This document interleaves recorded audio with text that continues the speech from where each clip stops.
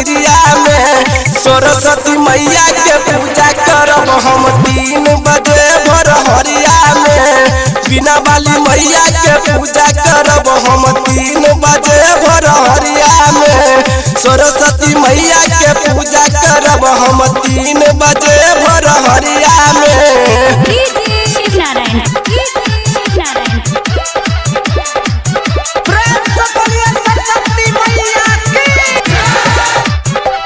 बिना वाली के पूजा करब गे मैया सरस्वती के पूजा करब हम सके सहबारी लई मिथिला नगरिया में मैया मिथिला नगरिया में सखी मिथिला नगरिया में आ सरस्वती मैया के पूजा करब हम 3 बजे भोरहरिया में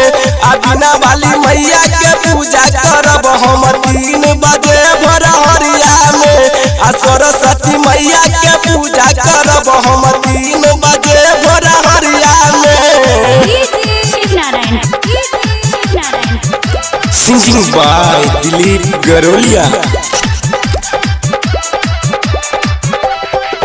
बिना वाली के पूजा करब गे मैया सरस्वती के पूजा करब दिल से हम पूजा रे